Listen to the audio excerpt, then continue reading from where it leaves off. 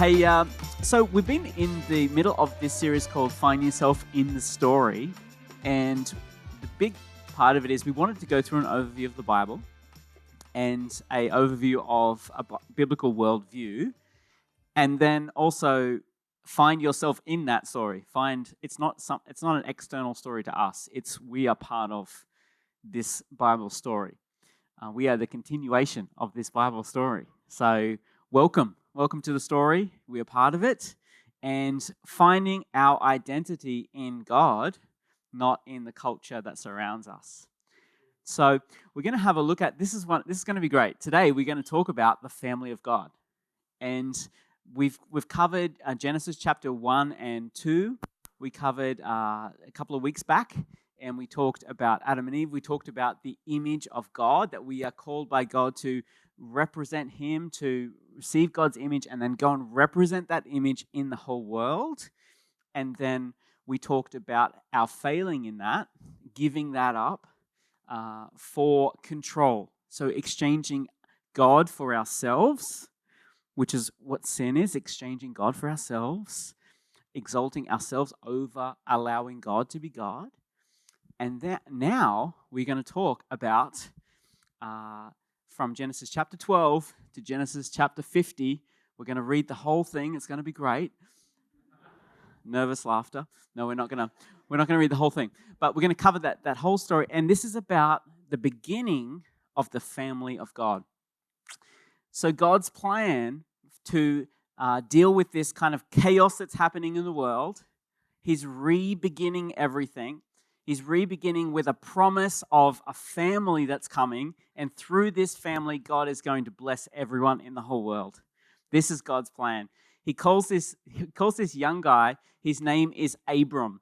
Now, later on, his name's going to get changed to Abraham. So you probably have heard that. If you've ever been to a children's church, Father Abraham, how many sons? You probably, a few people. If you don't know, it's fine. Ask your kids. Genesis 12, verse 1, it says, "The Lord said to Abram, go from your country, your people, and your father's household to the land that I will show you. I will make you into a great nation. I will bless you, and I will make your name great, and you will be a blessing. I will bless those who bless you, and whoever curses you, I will curse. And all the peoples of the earth will be blessed through you." That is still God's plan today. The family of God would be a great blessing to the whole world. So I always wonder, why did God choose Abraham? Because he's not like the character that you would assume God would choose. In fact, we talked about some of that idolatry being like the original sin. Idolatry meaning putting things above God in anything. That's called idolatry, right? Do you know what Abram's family trade is? It's literally making idols so that people can worship idols. That's literally his family business, and God chooses him, the original sin, to actually go and create this new family of God. That's so encouraging to me because my family background is a little messed up too. I don't know if maybe you have a perfect family, I'm not sure. But I'm sure a lot of us come from a family who's just a little bit wacky, and there's some craziness in there. But God still chooses us, even in the middle of that. Even when we feel disqualified, God still chooses us, and He says, you will be a blessing." What is that blessing? It's the same blessing that God gave them in the Garden of Eden. That is a picture of the blessing of God, walking with God, knowing God. Having a vocation to represent God in the world. It's a blessed life. He said, go and take that and bless the whole world with it. And I love the fact that this family of God is not a very exclusive group. It's an incredibly inclusive group, meaning that we take in everybody. It's literally like the original, bring everybody in. Other religions maybe were based on race. You had to be a certain person or a certain class of people or a certain family. But God throws open the doors so wide, and He said, if you are a human, which means made in the image of God, then you are welcomed into the family of God. This is so big and so wonderful. Today, this is also the case. Christianity, following Jesus around the world, it's growing at an incredible rate. In fact, it's growing not so much, not as fast as in the West as it is in places like Africa. It's growing incredibly in China, growing incredibly throughout Asia, growing incredibly. In fact, we have brothers and sisters in this family of God all over the world.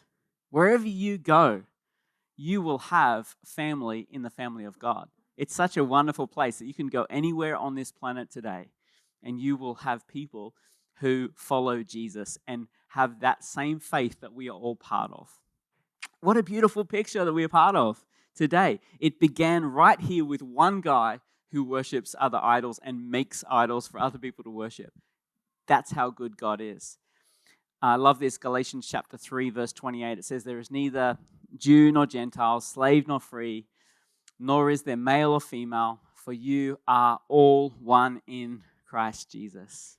I love this because it's showing us that Jesus becomes our primary identity.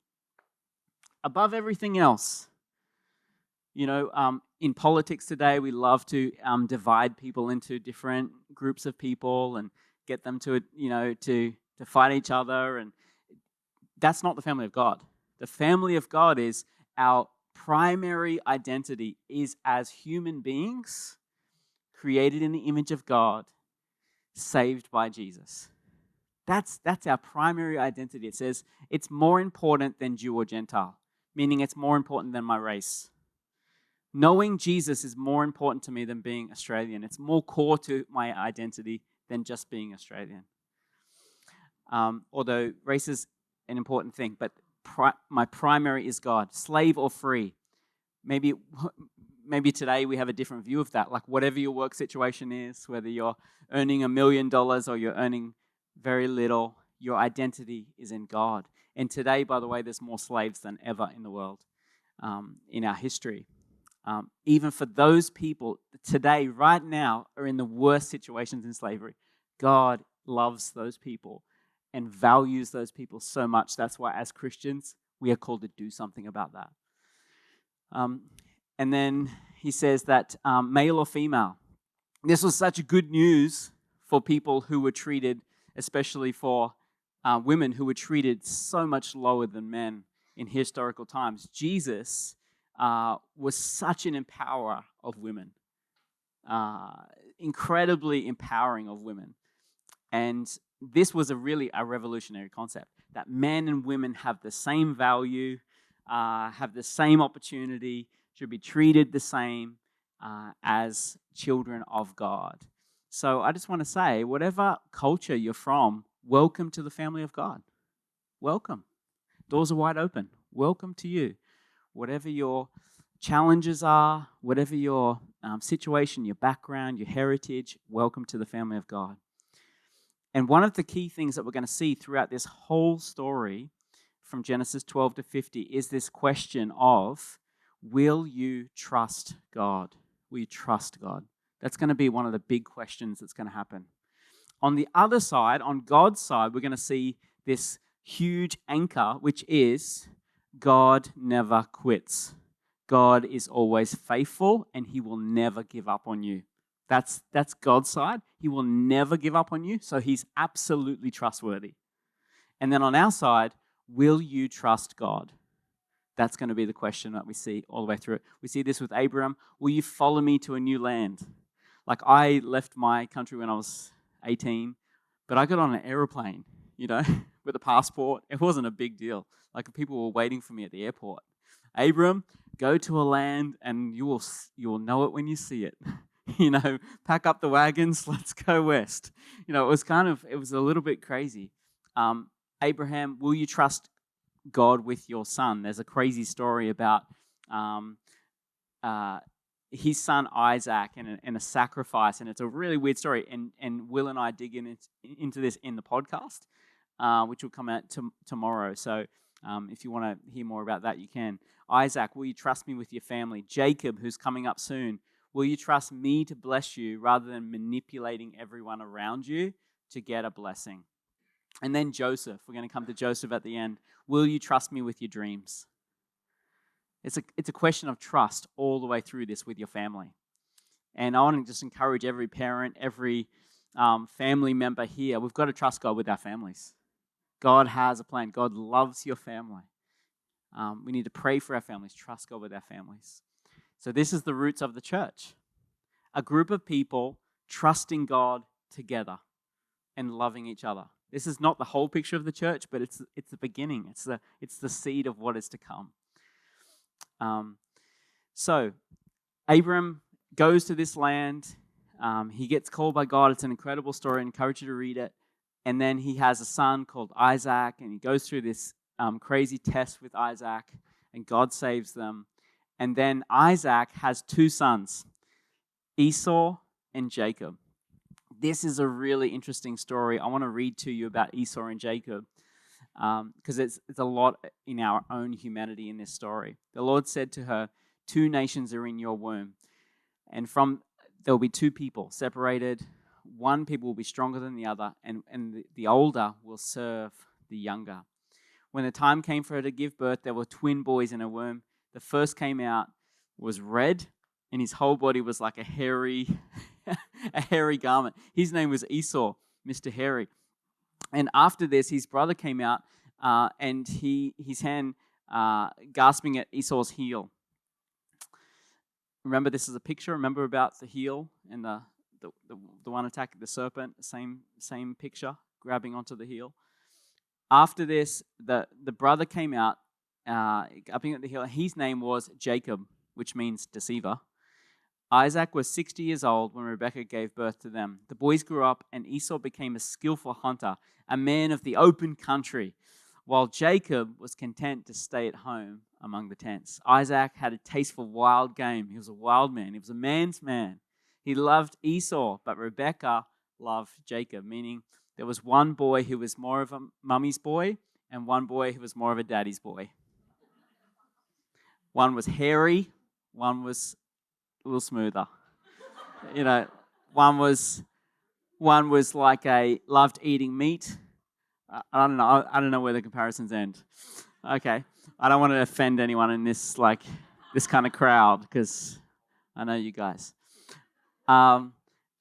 He was more, you would say, had more what we would call today feminine traits. This guy had more masculine traits. 2 men, both men, more feminine traits, more masculine traits, both men. Interestingly, though, in the end of this story, we're going to see that God chooses not the man's man to lead his family. He chooses the other guy. Interesting, right? We're going to read more about it in a second. The boys grew up, became a skillful hunter, all of that stuff. Esau was out one day because his brother was a manipulator. Verse 29 says, once Jacob was cooking some stew, Esau came from the open country, famished, and he said to Jacob, quick, let me have some of that red stew. I'm famished. And Jacob replied, first, sell me your birthright. I mean, what a manipulator. Like, give me everything you've got. That's not very caring of your brother. A little bit like the snake in the garden. We're seeing this same kind of picture. You've got a huge birthright, but I'll give you something that's going to make you happy right now. That's so much smaller in comparison to the thing that God has for you, but you feel like you need it, you want it. He could have waited an hour and just cooked up some food, but he couldn't. He wanted it desperately. He abdicates his responsibility to his family. His job was to lead his family, a huge group of people, the family of God. It was his job, and he abdicated that responsibility. Does that sound like Adam? That was Adam. We're doing it the same thing. He's abdicating again his responsibility because of his desire to get a quick fix. And the snake, Jacob, he takes real advantage of this. he says, look, I'm about to die. Esau said, what good is this birthright to me? What good is this birthright to me? Can you hear the language? What good is this birthright to me? And some of you are asking this. Why should I go and represent God in the world? What's that to me? What is that going to do for me? And the truth is, you are going to be blessed. That's true. But it's not just about you. The whole world is not centered around you. Our job is to take what God has given us, this blessing God has given us, and take it and bless others. We are so blessed. In this country, we're so blessed. In this environment, we're so blessed. That we're so blessed to be alive today. We are so blessed, but there's a responsibility that comes with us, and that is not all about us. God has called us to be a part of his plan to bless the whole world. So we need to look above that. He was already blessed, but he couldn't see it. But Jacob said, swear to me first, and he swore an oath, and he gave him his birthright. Then Jacob gave Esau some bread and stew and chuckled to himself, probably. So Esau despised his birthright. Oh, man. So God chooses the man to lead the family who's a swindler. You know, this is really encouraging to me because some of us are really diamonds in the rough. I would say that's my story. Real diamond in the rough, as in a lot of rough edges. But God still chooses you. And even though this man is sinning, he's sinning against his brother, he's deceptive, he's doing all this wrong stuff, God still chooses him to lead his family because God is never going to give up on this guy. And we're going to see, God is not finished with this guy yet. He's going to make a big difference in this guy's life. He won't quit on you. He didn't quit on Jacob. He won't quit on you. Jacob even tries to manipulate God. This is a funny story. Chapter 28 says, verse 20. Then Jacob made a vow, saying to God, if God will be with me and watch over me, hear him bartering with God on this journey, and I will give my food to eat, the clothes and wear, and I've forgotten how to read English, so that I return safely to my father's house, then the Lord will be my God. Meaning, if you do what I want you to do, then I believe in you. Don't we do exactly the same thing today? If God ticks all of these boxes, I will believe in God. But if he doesn't tick my social agenda, I won't believe in him. He's not real. How arrogant.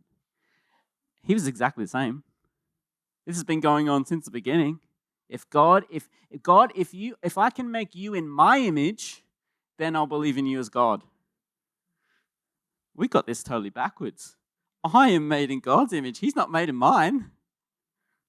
He's the leader. I'm not the leader. And that's the order of blessing. That's when our lives are blessed, when we know God is God and we allow God to be God. That was last week's talk. And listen to this, because you've heard this in tithing messages before, if you've been around church for a little bit. And this stone I will set up as a pillar to be God's house, and all that you give me, I will give you a tenth. Meaning, just listen to this, because we've heard this as good teaching. This guy is literally saying, God, if I can manipulate you, I will give you, let me think about it. I'll give you 10th. I'll give you 10th back. That's what's happening right here. It's not like he has a revelation of giving to God and he's making this declaration, God, I'm going to be a tither in the local church. That's not what he's doing. He's literally saying, God, if I can manipulate you, I'll give you a tip back. This is the deceiver. This is not a good thing. We give to God, and if you tithe, I think it's a great thing. It's a great principle. It's a great way to orientate your life towards God. But our reason for tithing is because of God's goodness and everything that He's done for us, and our love and our faithfulness to God, not to manipulate God to do stuff for us. We've got it backwards.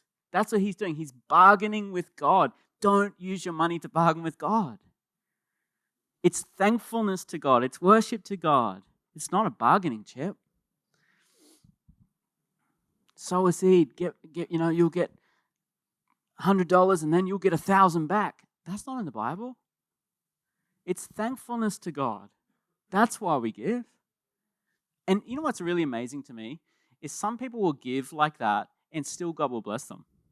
That is how good God is, because he still honors their faith even though their theology is messed up. That's the story of the whole Bible, by the way. That's probably my story, is despite my bad theology or my bad thinking about who God is, he still blesses me because I have some faith.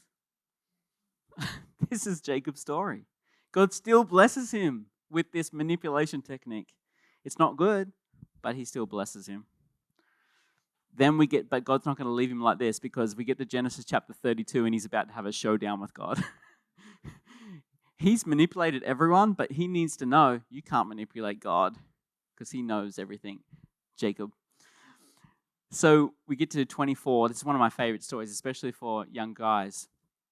I wrote about this story in the book, You, Me, Us, the World. It says Jacob was left alone. This is important. And a man wrestled with him until daybreak. And we believe this is either the angel of the Lord or a picture of Jesus or something like that. When the man saw that he could not overpower him, he touched him on the socket of Jacob's hip, so that his hip was wrenched as he wrestled with the man. And the man said to him, "Let me go, for it is daybreak." But Jacob replied, "I will not let you go unless you bless me." And the man asked, "What is your name?" He said, "Jacob."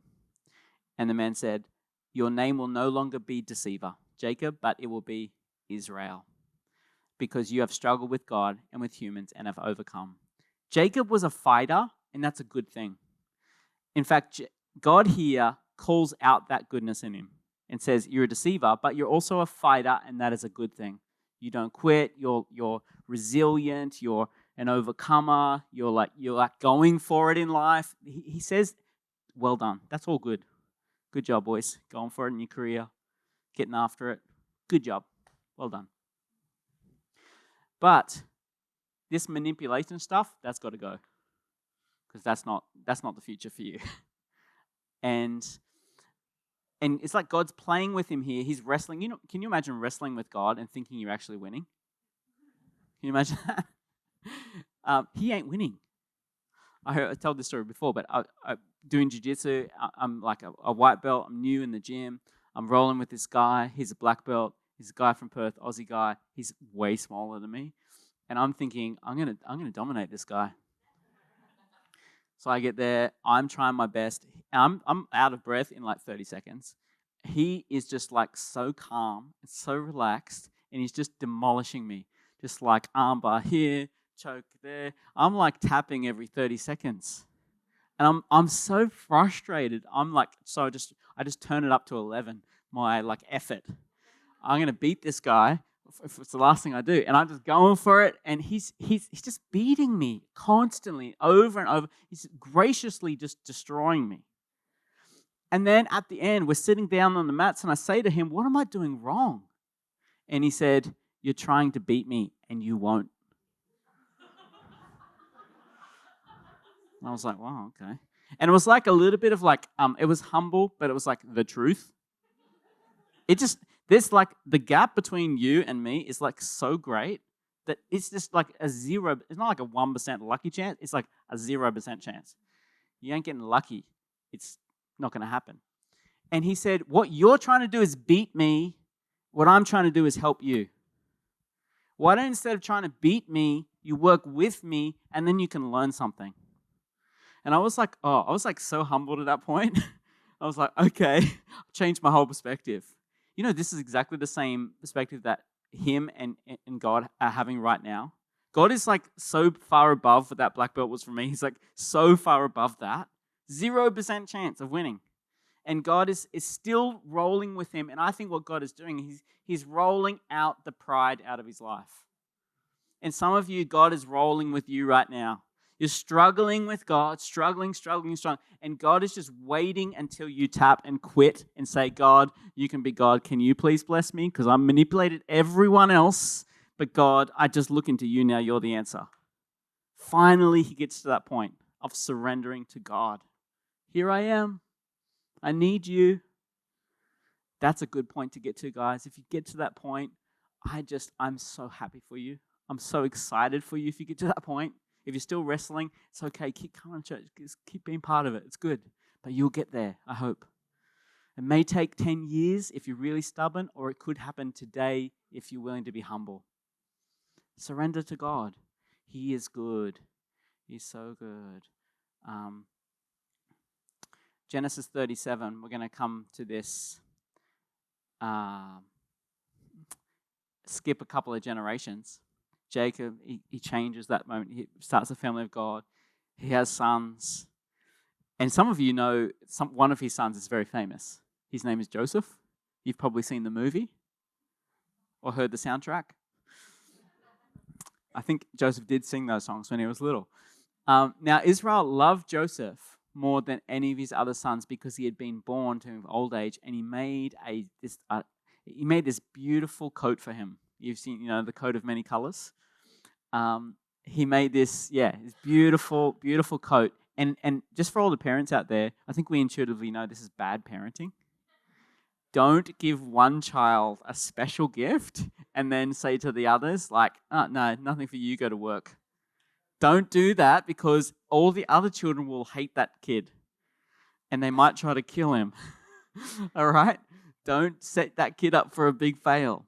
Now, Joseph, we all love Joseph, but probably the fact is Joseph was a little lazy and was the youngest kid and was probably spoiled rotten. I'm the youngest of 11, so I get this. He was spoiled, and everyone else was at work, and he was at home with Daddy, just like preparing to be the little prince. And that coat represented he was going to lead the family. It was really a sign of what was to come in the future. Joseph took that coat. You know what he did? Like, he's walking around like his brothers. What's up? Like showing off that coat. This is leather. It's real leather. See all these colors? Oh, man. Amazing, eh? And he said, oh, by the way, I had this dream. I had a dream. Like, maybe you guys can interpret it for me. I'm not sure what it means. But maybe you guys could tell me. Like, I saw these things like all my brothers and stuff like bowing down to me. Like, what do you guys think that means? I'm not sure. I'm confused. I don't know. Maybe you could work it out. Like, how arrogant. No one. And we think, oh, this is really terrible because they were trying to kill him. But, if you have a think a little bit about it, you want that guy leading the whole family? That guy's going to drive us off a ditch. He's going to cause us to lose everything, that kid. We got to get rid of that kid for the sake of our own families. It's a little bit more reasonable than maybe you thought. Terrible, but they weren't just killing because they hated him. They were killing him because he was meant to lead the family. We got to get a different leader. And by the way, all those other guys all thought it should be them. So there's pride all round. There's pride all round. Not Joseph was a little hero. But don't worry, because God is not going to give up on Joseph. He never gives up on you. He's going to help Joseph to that dream by showing him a little humble pie, by allowing him to go into a really tough time. So the family of God's being torn apart right now. He gets sold as a slave into Egypt. He goes through this terrible time. He gets put in a jail.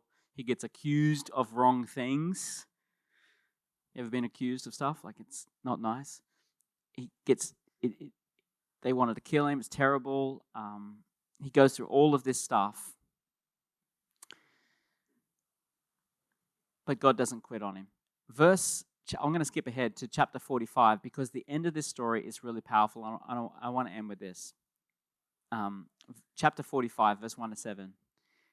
Fast forward many years later, Joseph is now the second in charge of Egypt. He's been through this humble pie process. God has not quit on him. The dream was true. Even though he was arrogant, the dream was still true. And this is good news for all of us, guys. Even though we make mistakes, the dream is still real. The thing that God said to you is still real. God doesn't give up. He even takes Joseph's sin and turns it around and uses it for his purpose. That's how big God is. That's how gracious the story is. God even uses your sin. Finally, he gets reunited with his brothers because there's a famine. You know the story. There's a famine.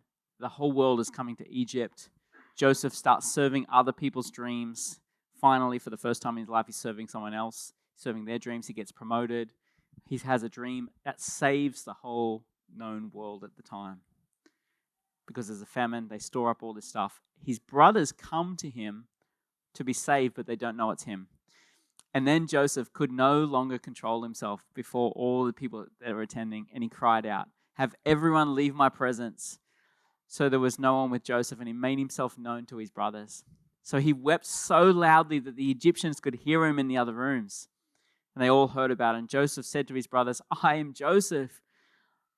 Is my father still living?" And his brothers were not able to answer him because they were terrified in his presence. They were terrified because of what they've done to him, and now they were being faced with it. Then Joseph said to his brothers, "Come close to me. I am your brother Joseph, the one who you sold to Egypt. And now do not be distressed and do not be angry with yourselves for selling me, because it was to save the lives that God had sent me ahead of you." Isn't this crazy that God could take the sins of his brother and use that to actually fulfill the dream that God said was going to happen? That's how big God is. It's like we can go this way, this way, this way, this way, but it's all going to what I said. God's word never fails. So let me finish with these few questions just to wrap up. Where is God asking you to trust him right now? Maybe you've got a dream. Maybe you've got something in your heart that's there, and you need to trust God, but it's hard because you don't have all the pieces of the picture. We've all got fragments, right? And that's why we need to be together in the family of God to fill in some of those blanks. But we still don't know everything, and we want to know everything. We want to control everything. I wish I could control everything. But where do you need to trust? To give up control and trust. Second question I'd love you to consider is, where is the ways that you've seen that God has just not quit on you? He's never given up on you. You should be able to see that in your life. I know I can. So many times I was heading off the rails, but God did not quit on me. And then lastly, what does it mean to be part of the family of God? What does it really mean? It doesn't mean attending a Sunday service. Gosh, no, that would be like the shallowest end of the shallow pool. It means being really a part of a community, learning how to love each other, learning how to see each other's faults and still see the good, still see the image of God in people. Still believe in the promise, even when things are not perfect. What does it mean for you? Let me pray for you, and we're going to finish. God, we thank you that you have called us to be a family. Thank you for this worldwide family that you have called us to be part of, the family of God. And I just want to pray for anybody here who doesn't feel like they're part of it or struggles to feel part of it, that you would help them to know that they are part of the family of God. Maybe those who have done things in the past they're ashamed of, or maybe still are doing those things right now. God, I pray that your grace would work deeply in their lives. Thank you, God, that you will never, ever give up on us. So God, once again, we just commit our trust to you. Put our lives in your hands. We ask you to lead us and help us become a family that really does love each other well. Thank you for it, God.